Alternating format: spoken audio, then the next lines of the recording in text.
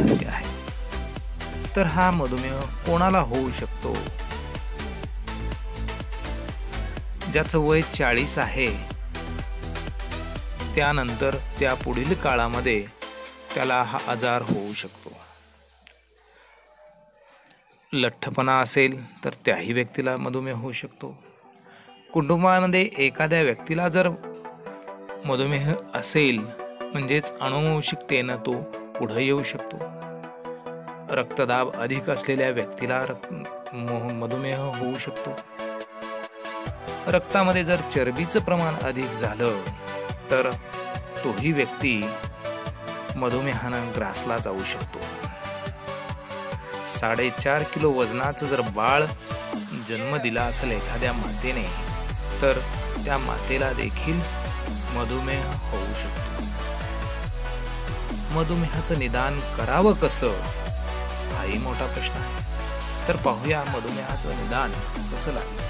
उपाशी पोटी रक्तातील साखर 126 मिलीग्रॅमच्या वर किंवा जेवणाच्या नंतर 2 तासांनी 200 पेक्षा जास्त जर असेल तर मधुमेह झालाय असे समजावे। जर रक्तातली साखर उपाशी पोटी 110 मिली किंवा 125 मिलीग्रॅम जेवणानंतर ती 140 ते 199 या दरम्यान असेल तर मधुमेहाची पूर्वावस्था आहे असे समजावे।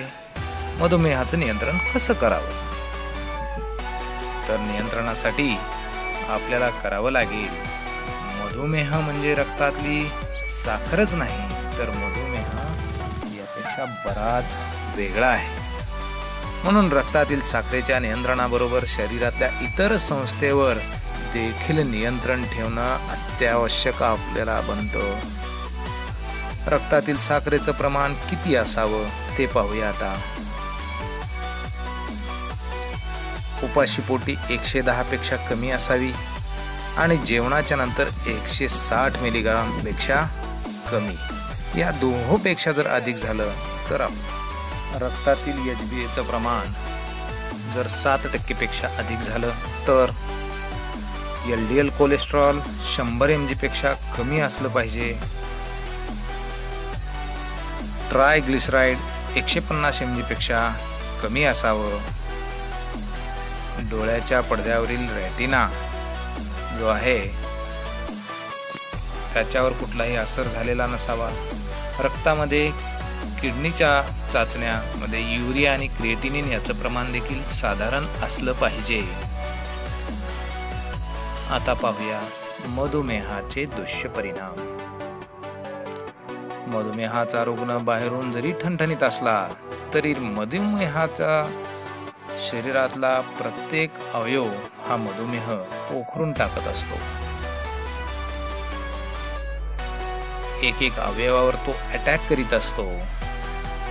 मधुमेहामुळं डोळ्याची दृष्टी कमी होते म्हणजे डोळ्याला तो इजा पोहोचवतो।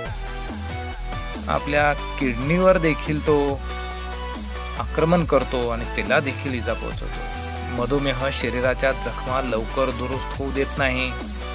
पायांना नीटनेटकं स्वच्छ ठेवणं गरजेचं आहे। मधुमेहामुळं अनेक वेळा असं होतं की आपला पाय देखील कापून काढावा लागतो। मधुमेहामुळं हृदयविकाराच्या तक्रारी संभवतात। मित्रांनो, पुढच्या व्हिडिओमध्ये पाहणार आहोत मधुमेह झाल्यानंतर काय उपाययोजना कराव्यात आणि कशा पद्धतीनं आपण मधुमेहाला नियंत्रणात ठेवू।